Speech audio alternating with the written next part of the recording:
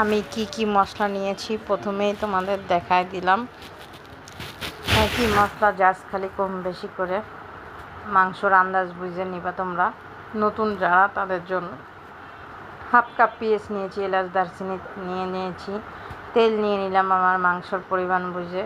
সুন্দর করে মাখিয়ে ঝুঁকিয়ে আমি কিন্তু পানি দিয়ে নিই, কষিয়ে এখন রান্না করে নিব। দেখো আমি যে পুরো 10 মিনিট পরে আগলা করেছি, পানি কতখানি গলছে দেখছো। আমি কিন্তু পানি দিইনি, এই পানি দিয়ে আমি কষিয়ে নিব। কষিয়ে ভালো করে তেল উঠিয়ে নিয়ে এখন আমি প্রেসার কুকারে সিটি দিয়ে নেব সুন্দর। এখন আমি আলু দিয়ে কষিয়ে নিয়ে ঝোলের পানি দিয়ে সিটি দিয়ে নিলাম।